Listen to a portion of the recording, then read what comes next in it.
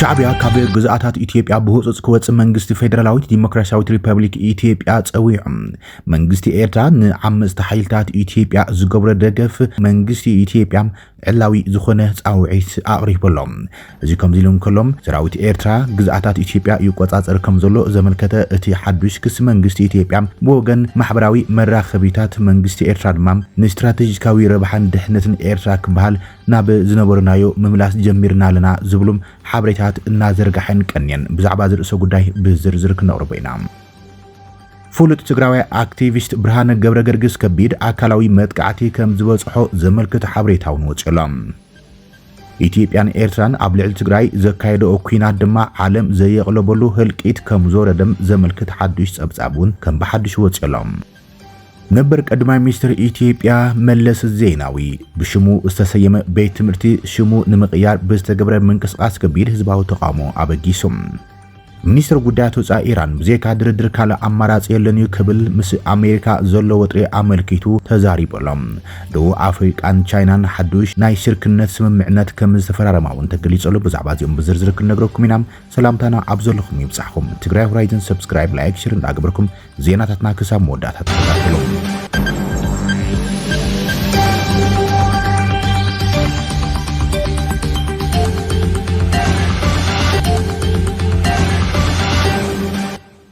شعبيا كاب جزءات إثيوبيا بهوص كوت منجست فيدرالويت ديمقراطية ريبابليك إثيوبيا تصويعم منجست إيرترا نعم استحيلات إثيوبيا زجبر دقفون دو كبلو يتصاوي تقريب زلام منجست إثيوبيا أمونغو إثيوبيا إيرتران زلو وتر بزملكات نمينستر قدات وصاي إيرترا هوص تصاوي تقريب لام مجلسي مينستر قدات وصاي إثيوبيا سراوت إيرترا كاب مريت إثيوبيا نكوتن مسعطوات جوجلتات زجبر متحبار كو قارصن يتصاوي تقريب زلام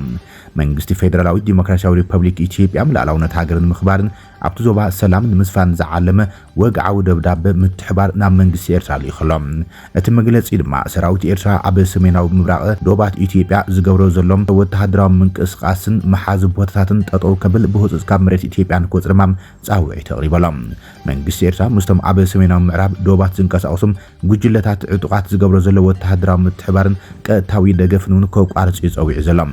ኢትዮጵያ ነቲ ልዕሊ ፍርቂ ክፍለ ዘመን ዝቐጸለ ዑደት ግጭት ምስ ኤርትራ ብዘተን مفتاح دلوت كم زخنتهم مينستر قدات وزا إثيوبيا فليت زلام منجستي إيرترا نتيناي موزع سراويت المخبار لعلاونتن طلبن بأوانتا أنت تقبلوا منجستي إثيوبيا عب كلهم حبراو قدات مس منجستي إيرترا مزراب دلو كم زخنيو عبت مجلسيو عملكي زلام زي ما عب قدات بحرن فلاي عب ودب عسب ناي متقام مثلا زاد تقل كل مداوس من معنات موزع زخل ناي سلام عدل كم زخني قليصم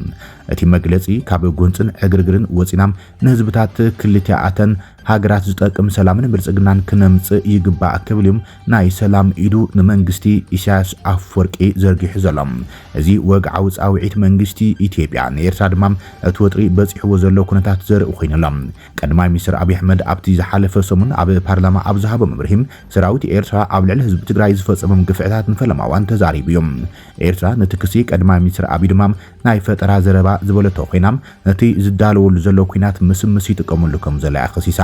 እዚ ከም ዚሉም ከለውን ዝሓለፉ መዓልታት መሳርሒ ፕሮፓጋንዳ ሚኒስትሪ ዜና ኤርትራ ዝኾነ ማሕበራዊ መራኸቢታት ሰራዊት ኤርትራ ንስትራቴጂካዊ ረብሓ ክበሃል ለቂቕዎን ዝነበረ ግዛኣታት ኢትዮጵያ ትግራይ ጎቦታት ዓሲምባም መሊሱ ከም ዝሓዘንየን እናጸብጸባ ቅንያን ብምኽንያት ጽምዶ ድማ ሰራዊት ኤርትራ ናብ ትግራይ ከም ድሌቱ ኣትዩ ንጥፈታት ዝገብረሉም ብምኽንያት ጽምዶ ድማ ሰራዊት ኤርትራ ናብ ትግራይ ከም ድሌቱ ኣትዩ ንጥፈታት ዝገብረሉን ድሕነት ኤርትራ ድማ ተጋሩ ይኹኑ ኤርትራውያን ተቃውምቲ ወይ ድማ ደሌት ፍትሕዮም ዝበሃሉ ጨውዮም ይወስዱ ከም ዘሎም እንትኽሰስ እናሰማዕና ኢና ቅኒና እዞም ንጥፈታት ኤርትራ ኣብ ውሽጢ ግዛኣት ኢትዮጵያ ድማ ነቲ ወጥሪ ዝያዳ ከጋዶ ይኽእል ኢሎም ሰባት ስጋቶም እንትገልጹ ተዓዚብና ኢና ብግልጽ ድማ መንግስቲ ኤርትራ ምስቶም መንግስቲ ኢትዮጵያ ተጻባኣት ዝበሃሉ ሓይልታት ህወሓት ፋኖ ኡጉማ ዓፋር ወዘተም ብሽም ጽምዶ ይሕግዞም ከም ዘሎን ወተሃደራዊ ንጥፈታት ከም ዝገብሩም ኣብ ማሕበራዊ መራኸቢታት እንትገልጹ ይረኣዮም መንግስቲ ኢትዮጵያ ነቲ ዘበገሰ ሕቶ ኣፍ ደገ ባሕሪ ከም መራጎዲ ኣጀንዳ ይጥቀመሎም ከም ዘለውን በትኻለ ገጽ ይግለጽ እዮም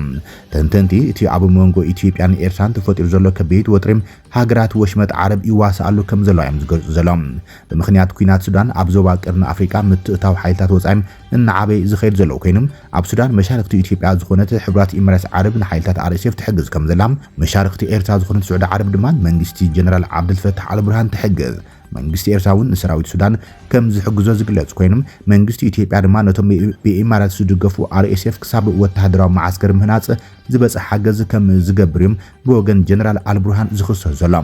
ኢማራትስን ሱዑድያን እቲ ኣብ ሱዳን ዝካየድ ዘሎ ኩናት ዝድግፎም ሓይልታት ክስዕሩም ኣብ ዝንቀሳቐሳሉ ዘላ እዋን እቲ ኣብ መንጎ ኢትዮጵያን ኤርትራን ተፈጢሩ ዘሎ ወጥሪ ድማ ካብ ወጻኢ ከም ዘይኾነዮም ተንተንቲ ዝገልጹ ዘሎም ኣብ ዝሓለፉ ኣዋርሕ ሰራዊት ሱዳን ኣብ ልዕሊ RSF ልዕልነቱ እናረጋገጽ ዝኸይድ ዘሎ ኮይኖም ነዚ ንምቕልባስ ኢማራትስ ንRSF ትገብሩ ሓገዛት ብምጥንኻር ሰራዊት ሱዳን ካብ ኤርትራ ይኹን ኣብ ሱዳን ዝንቀሳቐስ አርሚ 70 ዝበሃል TDF ዝረኽቡ ሓገዝ ንክስእንን መንግስቲ ኢትዮጵያ ድማ ኣብ ውሽጢ ሰሜናዊ ክፋሉ ማለት እውን ምስዋሓት ወይ ድማ ምስ ሻዕብያ ኩናት ክኸፍቱ ክደፍእ ትኽእል ዝብሉ ወገናት ኣለዉ እዮም ፍሉጥ ፖለቲከኛ ኦሮሞ ጀዋር መሐመድ ነዚ ጉዳይ ብኸምዚ ይገልጾ ነገር ነው አብያው ነው አሁን ባለፈው ዛሬ ወር አካባቢ ጻፍኩ ነበር የአፍሪካ ቀንድ ሀገራት በተለይ ኢትዮጵያ ሉዓላዊነቷን አሳልፋ ሸጣለች ለኢሚሬትስ አብይ አሁን ባለው አቅምና ባለው ቁመና ከትግራይ ኃይሎችም ከኤርትራም ጋር የመዋጋት ቁመና የለውም ፍላጎቱም የለውም ነገር ግን ኢሚሬት ጦርነቱን ትፈልገዋለች ለምን በለኝ በሳውዲ ድጋፍና በሌሎች በቱርኮች ድጋፍ በግብጾች ድጋፍ የሱዳን ጦር ኃይል በሳውዝ ኮርዶፋን ላይ እየገፋ እየመጣ ነው ያንን ዲፍሌክት ለማድረግ ያንን ለማስቀየስ የሸማቂ ኃይሉ ወይ ደግሞ የአማጺ ኃይሉ የአርኤስኤፍ የሐመቲ ጦር ደግሞ ጫና መፍጠር መቻል አለበት በኢትዮጵያ ድንበር በብሉ ናይል አካባቢ በኢትዮጵያ ውስጥ የሰጠው ወታደሮች ጥቃት ከፍተዋል ያ ብቻ በቂ አይደለም የአርኤስኤፍን በጦር ለማትረፍ ወይም ደግሞ የበላይነት እንዲዝ ለማስቻል ሱዳን ውስጥ እየተንቀሳቀሱ ያሉ ከዚህ በፊት አይ ቲንክ አርሚ 70 ነው የሚባሉ መሰለኝ የህዋት ተዋጊዎች አሉ ኢትዮጵያ ውስጥ ጦርነት በማስከፈት አንድ የህዋት ጦር ወደ ኢትዮጵያ ፎከስ እንዲያደርግ እንዲሁም ደግሞ የኤርትራ ኃይልም የሱዳን ኃይል እየደገፈ ነው ብሎ ስለሚጠረጥሩ የኤርትራም ኃይል በራሱ ጦርነት ተጠምዶ ከሱዳን እጁን እንዲያወጣ ይፈልጋል ኢሚሬትስ አብይ እንደምንም አድርጎ ሰሜን ኢትዮጵያ ላይ ጦርነት እንዲጀምር እየገፋቸው ነው ይሄ ባለፉት ወራት እየገፉ ነበር ሪዚስት እያደረገ ኳሷን እያንደባለ ነበር አሁን ግን RSF ከፍተኛ ጫና ውስጥ እየገባ ስለሆነ በተለይ ደግሞ ሳውዲ ኃይሏን ጨምራ ከመጣች ወዲህ የሱዳን አማጺ ከፍተኛ ጫና ስር ስለገባ ያንን ጫና ለማቃለል የግድ ኢትዮጵያ ውስጥ ጦርነት መጀመር አለባቸው ምን አሁን ቅድም መጨረሻ ላይ ስላነሳው ልምጣለ ለምንድን ነው ሰሜን ሸዋ የአማራ ክልል ሰሜን ሸዋ ኦሮሚያ ሰሜን ሸዋ ወሎ ላይ ሰሞኑን ኢንተርኔት አጥቶ ከፍተኛ የአየር ድብደባ እየተካሄደ ያለው ሰላሌ ላይ ምዕራብ ሸዋ ላይ ደቡብ ምዕራብ ሸዋ ላይ በኦሮሚያ ውስጥ ይሄ እየተደረገ ያለው ማለት ነው የላኛውን ጦርነት ከትግራይ ኃይሎችና ከኤርትራ ጋር ጦርነት ከገባው አዲስ አበባ ቅርብ ያሉት አማጺያኖች ጫና እንዳይፈጥሩበት አስቀድሞ የማዳከምና የማቃለል ስራ ነው ያደረገ ያለው ብዙ አሁን በስፋት በዲፕሎማቶች ወገን እየተወራ ያለው ከአፍሪካ ዩኒየን ስብሰባ አይ ቲንክ ከሳምንት በኋላ ያ ከተጠናቀቀ በኋላ ወደ ጦርነት እንገባለን የሚል ነገር ነው እየተናገሩ ያሉት የአብይ መልእክተኞች ማለት ነውና አሁን የምታየው አብይ ሳይወደው በአዛዦቹና በአሽከርካሪዎቹ የኢሚሬት ሰዎች ተገፍቶ ወደ ጦርነት እየገባ መሆኑን ምናየው ፍሉጥ አክቲቪስት ብርሃነ ገብረ ገርግስ ከቢድ አካላዊ መጥቃዕቲ ከም ዝበጽሖ ዘመልክት ዜና ወጽዮም ኣብዚ ሰዓት ሕጋዊ ብዘይኮነ ኣግባብ ሓይልታት ጸጥታ ምዕራብ ግንባር ተዓፊኑ ኣበይ ከም ዝተኣሰረ ኣብ ዘይፍለጥ ናይ ውልቀ ሰብ ገዛ ተኣሲሩ ከም ዝርከብን ቤት ፍርዲ ቀሪቡ ከም ዘይፈልጥን አክቲቪስት ብርሃነ ገብረ ገርግስ ኣብ ውሽጢ እቲ ዝርከበሉ ቤት ማእሰርቲ ብሽም ምርመራ ከቢድ ዝበሃል ኣካላዊ መጥቃዕቲ ከም ዝበጽሖም ነቲ ጉዳይ ብቐረባ ዝፈልጡ ምንጭታት ገሊጾም ላይ ክትብል ኣውራምባ ታይምስ ዝተባሃለት ፍልፍል ዜና ገሊጻ ጽምዶ ብዝብል ሽም ዝፍለጥ ኣብ መንጎ ዶባት ትግራይን ኤርትራን ናይ ዝርከቡ ህዝብታት ርክብ ንምስላጥ ንሰጣይሸ ማሕበረ ፖለቲካዊ ርክብ ከም ዝመስረተም ዝግለጸሉ አክቲቪስት ብርሃነ ገብረ ገርግስ ብትእዛዝ አዛዚ ምዕራብ ግንባር ዝኾነ ብርጋዴር ጀነራል ምግበይ ሃይለም ብጥሪ 9 2018 ዓመተ ምህረት ተዓፊኖም ድሕሪ ሙሳዱ ክሳብ ሎሚ ኣብ ወተሃደራዊ ይኹን ሲቪል ቤት ፍርዲ ክቐርብ ከም ዘይተድለየ ዝተገለጸ እንትኸውን ኣብቲ ግዝያውነት ተኣሲሩ ዝርከብ ቦታን ዘሎም ናይ ሓለዋ ጋንታ ቀረባ ዝኾኑ ምንጭታት አክቲቪስት ብርሃነ ኣዝዩ ከቢድ ዝኾነ ኣካላዊ መጥቃዕቲ ቶርቸር ከም ዝበጽሐን ዝስዕቡ በኣባላት ክፍሊ ሕክምና ምዕራብ ግንባር ናይቲ ግንባር ዋና መዋፈሪ ኣብ ዝኾነ ዓዲ ኮኸብ ሕክምኑ ይከታተል ከም ዘሎ ገሊጾም ሌለው ኢላ እቲ ኣብ ልዕሊ ኣክቲቪስት ብርሃን ዝበጽሐ ከቢድ ኣካላዊ መጥቃዕቲ ቅድሚ 10 መዓልቲ ከም ዝተፈጸመ ዝገለጹ እቶም ምንጭታት እዚ ድማ ብጀነራል ምግበይ ሃይለ ቀጥተኛ ትእዛዝን ክትትልን ከም ዝተፈጸመ ገሊጾም ሌለው ኢላ እዚ ዝኾነሉ ምኽንያት ድማ ኣብ ማሕበራዊ ሚድያ ብዝተቃልሐ ሓደ መረዳእታ ነቲ ጀነራል ብምንቃፉ ከም ዝኾነ እቶም ምንጭታት ገሊጾም ሌለው ኢላ ታፈልፈል ኣብቲ ማሕበራዊ ሚድያ ዝተቃልሐ መረዳእታ እቲ ኣክቲቪስት ንጀነራል ምግበይ ጨካን ከም ዝኾነ እናብራህረህ ኣሚሩ እንትነቕፎ ዝስማዕ እንትኸውን እቲ ናይ ድምፂ ቅዳሕ ሕዝውን ኣብ ማሕበራዊ ሚድያ ተዘርጊሑ ዝርከብ ኣክቲቪስት ብርሃነ ብዙይ ዝተለዓለም ናይቲ ጀነራል ናይ ውልቀ እስረኛ ኮይኑ ከም ዘሎ ዝሕብሩ እቶም ምንጭታት እቲ ማእሰርቲ እውን ተካላዊ ኣሰራርሓ ብዘይተኸተለ ኣገባብ ከም ዝተፈጸመን ዝምልከቶም ማሕበራት መንግስቲ ከም ዘይፈልጥዎን ይሕብሮም ከም ሓበሬታ እቶም ምንጭታት በዚ ኣገባብ እዚ ዝተኣሰረ ብርሃነ ገብረ ገርግስ ቅድሚ 10 መዓልቲ ኣካላዊ መጥቃዕቲ ክበጽሖ ተሎም ውንኡ ስሒቱ ከም ዝነበረን እቲ ዝበጽሖ ጉድኣት ከቢድ ካብ ምዃኑ ዝተለዓለም ናብቲ ዝተገለጸ ናይ ግንባር ምዕራብ ማእኸል ሕክምና ብዊልቸር ከም ዝተወሰደን እቶም ምንጭታት ገሊጾም ሌለው ክትብል ኣውራምባ ታይምስ ጸብጺባ ዘላ ኢትዮጵያን ኤርትራን ኣብ ልዕሊ ትግራይ ዘካይደው ኩናት ዓለም ዘየቕለበሉ ከቢድ ህልቂት ከም ዘወረደ ሓዱሽ ጸብጻብ ወጽዮም ፓን ኣፍሪካ ኣጀንዳ ዝተባሃለ ኢንስቲትዩት ዘውጽኦ ሓዱሽ ጸብጻብ ካብ 2013 ዓመት ጀሚሮም ኣብ ልዕሊ ትግራይ ዝተፈጸመ ኩናትን መጉዳእታቱን ዓይን እዝኒ ዓለም ዘየቕለበሉ ከም ዝነበረ ኣዘኻኺሮም እቲ ኢንስቲትዩት መበል 39 ጉባኤ ሕብረት ኣፍሪካ ጠሚቱም ኣብ ዘውጽኦ ጸብጻብ ኣብ ኣፍሪካ ዝፍጸሙ ግፍዕታት ሳዕቤናቶምን እኹል ሽፋን ዓለም ለኸ ሚድያታት ከም ዘይረኽቡ ብሪሆም ዓለም ለኸ ሚድያታት ንግዳት ኩናት ዝህቦ ኣቃልቦም ሌላን ጉሌላን ከም ዘለዎ ዝጠቐሰት ኢንስቲትዩት ዛጊድ ዛንታታት ግዳት ኩናት ትግራይ ዝረኸቦ ትሑት መጠን ሽፋን ሚድያ ከም ኣብነት ልዒሎም ኢትዮጵያን ኤርትራን ኣብ ልዕሊ ትግራይ ኩናትን ተካይዳ ዘጋጥመ መጠን ሞት ኣብ ጋዛ ማለቱን ፍልስጤም ካብ ዝተራእየ መጠን ሞት 10 ኢድ ዝበዝሕ ምዃን ብምዝኻር ብሚድያታት ዓለም ዝረኸቦ ኣቃልቦ ግና ካብ ናይ ጋዛ ብ61 ሚእታዊት ዝነኣሰ ምንባሩ ኣነጻጺሮም ሚድያታት ዓለም ኣብ ሓደ መዓልቲ ብውሽጢ ንግዳት ኩናት ጋዛ ዝምልከቶም 58.5 ዛንታታት ከም ዘቃልሓ ዝጠቐሰት ጸብጻብ ንግዳት ኩናት ትግራይ ዝጥምቱ ዛንታታት ግና 0.96 ሚእታዊት ማለት እውን ትሕቲ 1 ሚእታዊት ጥራሕ የቕርባ ከም ዝነበራ ይዘኻኺሮም እተን ሚድያታት ኣብ ሓደ መዓልቲ 19.4 ንግዳት ኩናት ዩክሬን ዝደስሱ ዛንታታት ንተኸታተልተን ከም ዘቕርባው ነመልኪቶም ኩናት ኣብ ሃገራት ቻድ ሱዳን ዲሞክራቲክ ሪፐብሊክ ኮንጎን እንትካየድ ዝነበረ ሽፋን ሚድያት ዓለሙን ኣዝዩ ትሑትን ክቱር ሚዛናውነትን ዝተረኣየሉ ምንባሩን ኣፍሊጦም ኣብ ኣፍሪካ ካብ 2004 ክሳብ 2024 ኣብ ቋጽራ ኣውሮፓያን ኣብ ዘለዎም 20 ዓመታት መጠን ምስ ኩናት ዝተኣሰር ሞት ብ841 ሚእታዊት ምውሳኹ ዘዘኻኽረት ጸብጻብ ካብ 2004 ክሳብ 2008 ኣብ ቋጽራ ኣውሮፓያን 44,000 ሰባት ምስ ኩናት ዝተኣሰር ሞት እንተጋጥሞም ካብ 2019 ክሳብ 2024 ድማ ኣብ ዘለዉ 4 ዓመታት ግና ህይወት 417,000 ሰብ ብስንኪ ኩናት ጠፊኡ እዩ ይብል ጸብጻብ ድሕሪ ኣብ 1994 ኣብ ቋጽራ ኣውሮፓያን ዘጋጠመ ጆኖሳይድ ሩዋንዳ ፍጹም ኣይድገምን ይበሃል ዝነበረ መብጽዓ ባዶ ጭርሑ ኮይኑ ምትራፉም ዘረጋገጸ እቲ ኢንስቲትዩት ኣብ ምትራፍ ኩናትን ምቕናስ ሳዕቤናቶምን ሕብረት ኣፍሪካ ንዘርኣዩ ድኹም ምንቅስቓስ ግቡእ ዘይፈጸመ ትካል ክብል ነቒፎም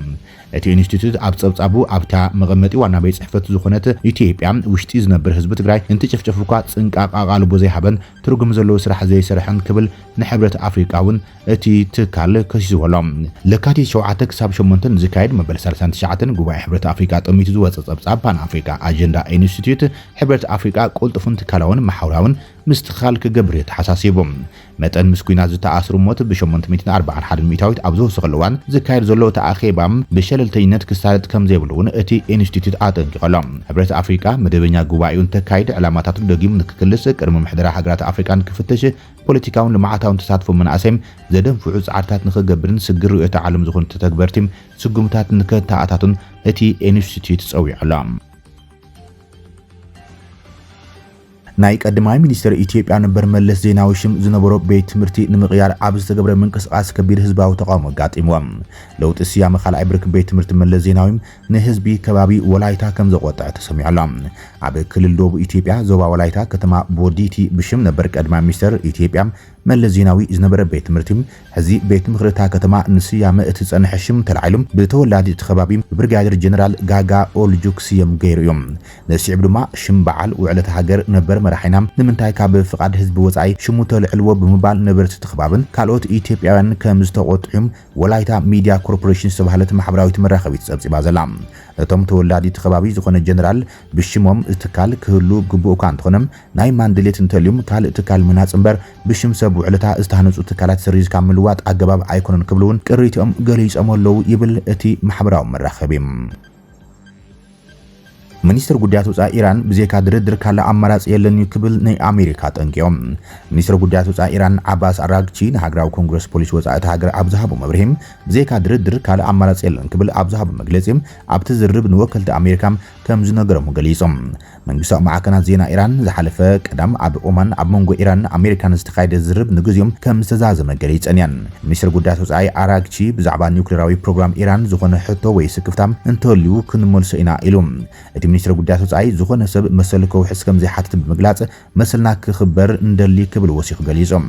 ተወሳኺ ሃገሩ ምስ እስራኤል ኣብ ዝገበረቶ ናይ 12 መዓልታት ኩናት ኣብ ልዕሊ ትካላት ኒውክሌር ዝተፈጸመ ቦምባታት ብምጥቃስ ፍልጠት ብቦምባታት ከም ዘይጠፍእ ገሊጾም ሰበስልጣን ዓለም ለኸ ትካል አቶሚክ ፀዓት ናብቲ መሳለጢ ክበጽሑ ዝኽእሉ ተኽእሎታት ኣብዝሃበ መግለጽ እውን ንሓላፊት ትካል ቅድሚ ምጽሑ ክማላእ ዘሎም ዝተወሰኑ ቅድሚ ኩነታት ከም ዘሎም ሓቢሩ ኣለኹም ምክንያቱ ናይ ድሕነትን ጸጥታን ጉዳያት ኣሎም ዘይተፈንጀሩ ቦምባታት ኣሎም ክንሰማምዕሉ ዝግበአና ጉዳያት ኣሎም ድሕሪ ድማ ነቲ ምርመራም ክንቕጽሎ ንኽእል ኢና ኢሎም እቲ ተግባራት ፕሬዚደንት አሜሪካ ዶናልድ ትራምፕ ናብ ሕጊ ጫካ ምምላስ ዝበሎ ሚኒስትር ጉዳያት ወፃኢ ኢራን ካብዚ ዝተመጎት እዚ ብምብጋስ ሓያል ኣካል ድሌቱ ኣብ ልዕሊ ካልእ ይጽዕን ኣሎ ብምባል ተኻላኺሎም ኣብ ሕጊ ጫካ ድኹማት ይርገጹ ሓያላት ድማ ብህይወት ሰባት ይተርፉ ስለዚ ኢና ድማ ካብ ምሕያል ሓሊፍና ካልእ ኣማራጽ ዘይብልና እንብል ዘለና ክብልም ሚኒስትር ጉዳያት ወፃኢ ኢራን ገሊጹ ዘሎም ደቡብ አፍሪካን ቻይናን ሓዱሽ ምሕዝነታዊ ስምምዕነት ተፈራሪማን ደቡብ አፍሪካ ቻይናን ኣቑሑት ደቡብ አፍሪካ ብዘይ ቀረጽ ናብ ቻይና ከኣቱ ዝኽእል ሓዱሽ ናይ ምሕዝነት ስምምዕነት ከም ዝተፈራረማ ሚኒስትር ጉዳያት ንግዲ ቻይና ፍሊጦም ቻይና ብተወሳኺ ኣብ ደቡብ አፍሪካ ብፍላይ ኣብ ጽላታት ኣውቶሞቲቭ ዕደና ሕርሻን ተሓዳሲ ፀዓትን ወፍሪ ንምግባር ድልውቲ ከም ዝኾነት ገሊጻ